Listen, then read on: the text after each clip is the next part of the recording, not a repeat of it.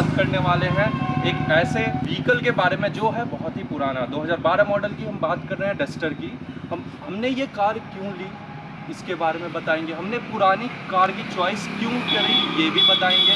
हमने ये भी बताएंगे कि क्या चीज़ जो है हमें ये इसमें खास लगी और क्या ये 2012 मॉडल होने के बाद भी क्या ये इस लायक है कि रोड पे अपनी परफॉर्मेंस दिखाने में कोई कमी ना छोड़े। तो इसी बारे में बात करेंगे। चलिए शुरू करते हैं अपना वीडियो। गाइस अब बात करते हैं इस कार के बारे में। ये कार मैंने कहाँ से ली, कितने प्राइस की पड़ी और क्यों मैंने ये कार ली।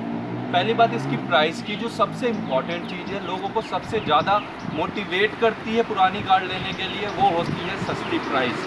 तो सस्ती प्राइस जब आप क्या गैस करते हैं कि ये कार कितने तक की होगी।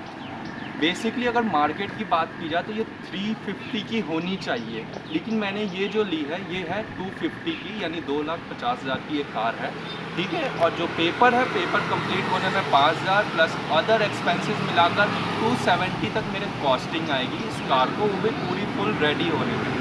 अभी ये गाइस आप सोच रहे होंगे कार तो रेडी है, लेकिन रेडी है, कार चलती है, सारी चीज़ होती है, लेकिन जब पुरानी कार लेते हैं तो उसके अंदर सेम एक्सपेंसेस होते हैं जैसे नई कार। नई कार में जो खास बात हम लोग ध्यान देते हैं उसके अंदर मैट लगवाते हैं, कुछ डिज़ाइनर। अगर आप बात करें इसकी गाइस, ये कार जो है मैंने 2.5 लाख रुपए की ली है और ये इसके अंदर जो एक्सपेंसेस आएंगे जो 20,000 के आसपास वो आएंगे पेपर में, 5,000 प्लस ऊपरी जो फालतू के एक्सपेंसेस होते हैं एक नई कार और जो एक पुरानी कार लेने के बाद लगते हैं वही एक्सपेंसेस लगने वाले हैं।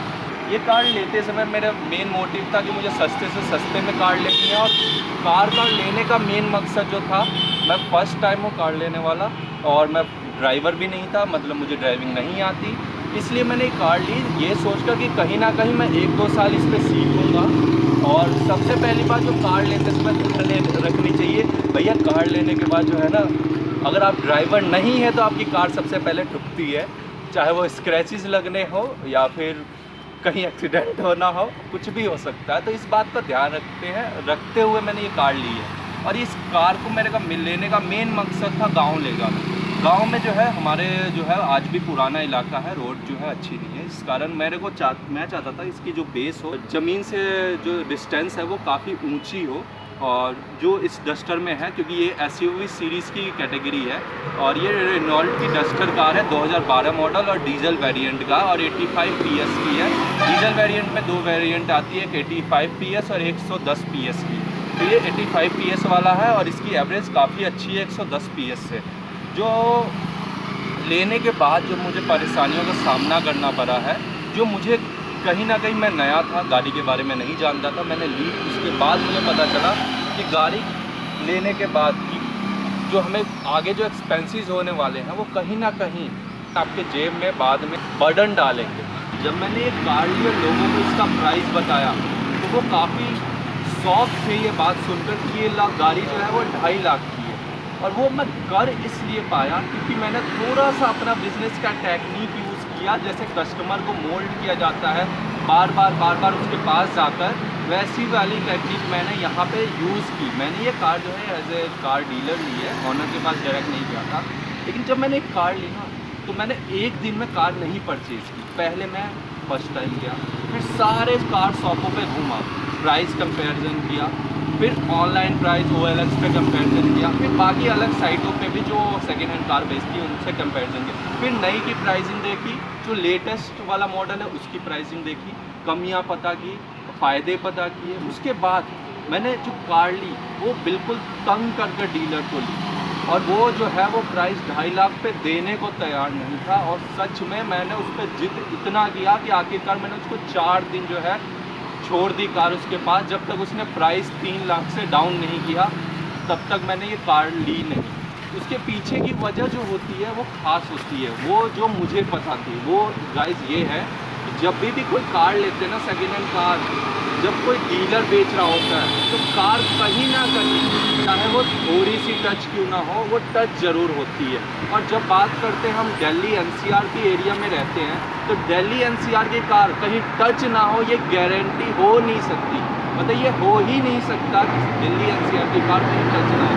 तो कहीं ना कहीं ये कार टच है, लेकिन वो मुझे पता थी कि कहाँ से टच है, बहुत साइड में टच था, तो इससे कहीं ना कहीं इम्पैक्ट इंजन पे और इसके चेसिस पे बिल्कुल भी नहीं पड़ा है। जिस कारण मुझे ये कार लेने में मुझे लगा कि मैं कहीं ना कहीं फ़ायदे में रहा हूँ, क्योंकि 2.5 लाख की कार तो कबाड़ में भी नहीं मिलती, वो भी डस्टर की बात करें तो डस्टर तो कतई नहीं मिलती। और जहाँ की बात है, मैं ले जाने के बाद, कार खरीदने के बाद मैंने मैकेनिक को भी दिखा था, उसने कहा कि हाँ काफ़ी अच्छी प्राइस में आपने ली है और काफ़ी प्रॉफिट में ही आप रहे हैं, क्योंकि ये बाद में अगर बिकने की बात है, जब ये डीजल की जो लाइफ साइकिल होता है, जो डीजल कार होती है, तो दिल्ली एनसीआर में मात्र 10 साल तक चल सकता है। तो ये 2012 मॉडल है, तो और 1-2 साल बचे हुए हैं। तो ये 2 साल बाद भी मेरी car as a Delhi NCR में तो नहीं बिकेगी, लेकिन दिल्ली एनसीआर के बाहर, जैसे मैं मेरठ में रहता हूँ, वहाँ पे ये कार बिक जाएगी 3 लाख रुपए में। तो कहीं ना कहीं मैं ये प्रॉफिट में रहा हूँ, लॉस में नहीं रहा हूँ। लेकिन ये लॉस कवर करने के लिए कहीं ना कहीं मुझे एक्सपेंसेस भी करने पड़ेंगे, ताकि आने वाले कस्टमर को मोल्ड कर सकूँ। गाइस, कार खरीदते समय एक और ख़ास बात ध्यान रखने वाली बात है, वो है लोग जो कहते हैं कि मिस्त्री को लेकर जाना चाहिए, जो मैकेनिक होता है उसको लेकर जाना चाहिए कार खरीदते समय। लेकिन मेरे को जो अपना एक्सपीरियंस है वो आपके साथ शेयर कर रहा हूँ कि कभी भी आपको लोकल या आसपास के 2 किलोमीटर के एरिया के जो मैकेनिक होते हैं उनको कार खरीदने नहीं ले जाना चाहिए। कहीं ना कहीं उनका आपस में कांटेक्ट होता है और वो आपको सही बात नहीं बताएंगे। वो कहीं ना कहीं चाहेंगे कि कार में कुछ ना कुछ कमियां हो जो आने वाले टाइम में मैं इम्प्रूव कर सकूं।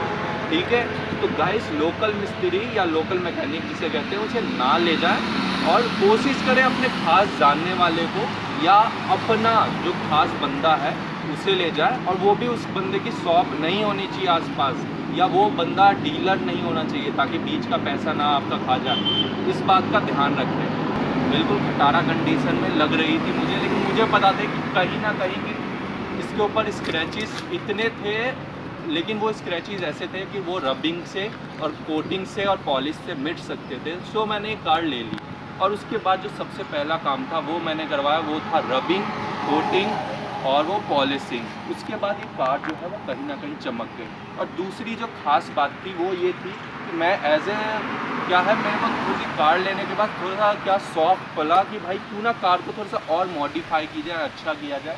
तो मैंने जो है इसके जो स्टिकर है ये पर्सनली मैंने बनवाए हैं, वो भी ग्राफिक डिज़ाइनर से। और ये मैंने नेट पे सर्च किया था और ये स्टिकर जो है ये अवेलेबल नहीं था मार्केट के अंदर। मैंने प्रॉपर ये काली स्ट्रिप लगवाई है, उसके बाद ये जो वाइट स्ट्रिप है उसको ऊपर से लगवाई है, और इसे एज ए प्रिंटेड करवाया है डस्टर लिखवाकर, और इसे ऊपर से पेस्ट करवाया। तो कहीं ना कहीं सेम वही फील आ रही है जो मेरे को चाहिए थी, जो मैंने ऑनलाइन देखा था अपनी एक किसी डस्टर में लगी हुई, और ये काफ़ी अच्छा लुक दे रहा था मुझे और काफ़ी पसंद भी आया। लेकिन इसको लगवाने के एक्सपेंसेस कैसे, क्योंकि हम नए होते हैं तो कहीं ना कहीं ठगाने का या घाटे में रहने का सौदा होता ही होता है। तो सेम इसमें प्रॉब्लम पता है क्या आ गई कि मैंने जब ये स्टिकर लगवाया तो मैंने उससे बात की, भाई कितने की लगाओगे? तो उसने कहा कि यही कोई 600 के आसपास की। तो मैंने चारों साइड का कहा था 600 रुपये में, लेकिन उस बंदे ने गोली ये दिया कि सर ये इतना एक्सपेंसिव है कि सिर्फ 2 साइड का लगेगा, और मुझे और जो है वो 150 रुपये और देने ही पड़े कैसे भी। मतलब मैं नहीं देना चाहता था, लेकिन फिर भी आगे और पीछे स्टिकर लगाने के और भी देने पड़े। आप पीछे का भी स्टिकर देख सकते हैं और आगे का भी देख सकते हो, काफ़ी अच्छा है।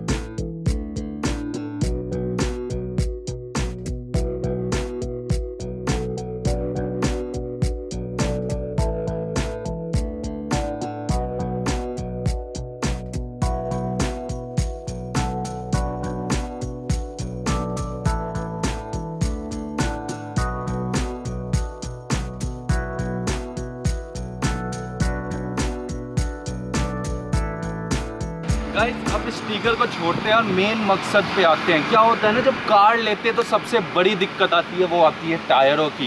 क्या होता है जब कार जो है 30-40 हज़ार किलोमीटर चल जाती है तो टायर जो हो जाते हैं वो हो जाते हैं, घिस जाते हैं, बिल्कुल घिस जाते हैं।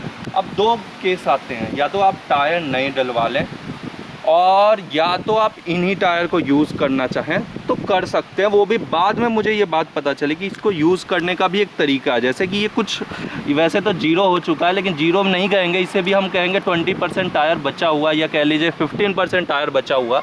अगर हम इस 15% टायर को भी यूज़ करना चाहें तो इसका शॉर्टकट तरीका है, जो आपके और कह लीजिए और 4000-5000 किलोमीटर से ऊपर चला सकता है। वो ये है कि आप इस ट्यूबलेस टायर के अंदर आप जो है एक ट्यूब डलवा लें, जो ट्यूब नॉर्मल ट्यूबलेस का, तो मुझे बस यही पता था ट्यूबलेस टायर है जो भी है। तो उन्होंने चीट जो किया था वो ख़ास बात ये थी, वो सारे टायरों में तो नहीं किया था लेकिन उन्होंने पीछे वाले टायर में किया था। वो ये थी कि ये ट्यूबलेस टायर के अंदर भी ट्यूब थी, और वो ट्यूब जो थी वो इसलिए थी कि कहीं ना कहीं जब टायर पुराना हो जाता है, जब घिस जाता है या उसकी लाइफ साइकिल ख़त्म होती है, तो उसकी लाइफ साइकिल जो है और कम से कम 4000-5000 किलोमीटर के आसपास बढ़ जाती है उस ट्यूब को लगा देने से। तो कहीं ना कहीं 500 रुपये की ट्यूब होती है और 4000-5000 किलोमीटर बढ़ जाता है, तो एक लोकल राइडर जो एक नॉर्मल यूज़र है कार का, वो उसके लिए बहुत अच्छी बात होती है कहीं ना कहीं। लेकिन वो कहीं ना कहीं शॉप वाले ने मुझे बताया नहीं था, और कहीं ना कहीं उन्होंने चीट किया था इसके बाद।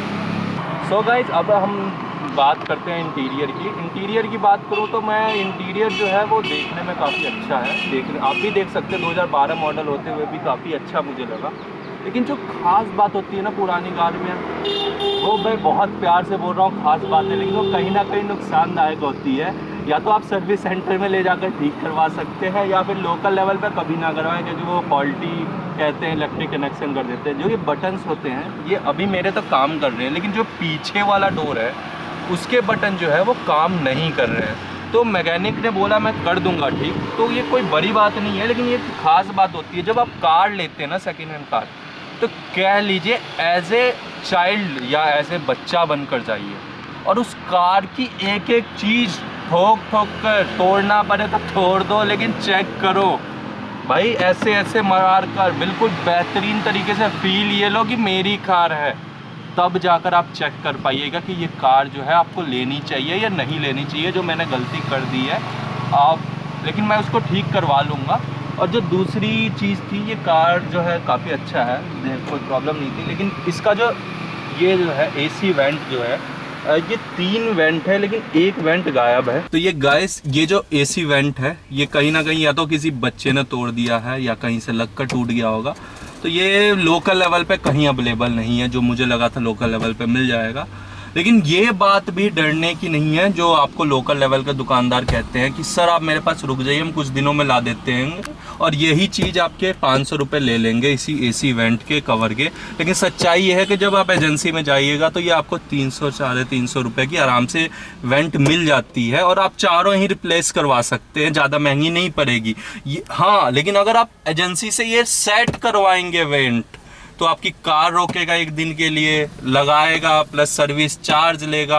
इससे अच्छा आप ले लीजिए वहाँ से सर्विस सेंटर से ये वेंट, और वहाँ पे किसी लोकल दुकान में जाकर इसे वेंट को लगवा लीजिए, जो मैंने अभी तक लगवाया नहीं है। मैंने लेने के बाद ऐसे ही आ गया रिव्यू करने के लिए। और इसके अंदर सारे फीचर जो टॉप मॉडल के कार है वो हैं, क्योंकि ये कार जो है ये टॉप मॉडल थी 2012 की, और यही कार मैंने ली है। 250 की कार है, मतलब 2,50,000 की कार है। तो लोग काफ़ी खुश भी हैं, और मेरे घर वाले भी काफ़ी खुश हैं कि 2,50,000 में सच में कार नहीं आती। और परफॉर्मेंस वाइज और इंजन की आवाज़ वाइज काफ़ी सही है। एज ए डीजल कार है तो थोड़ी सी आवाज़ तो होती है, लेकिन कोई बात नहीं, वो जो है वो कोई प्रॉब्लम नहीं है। कार जो है वो परफेक्ट कंडीशन में सही है।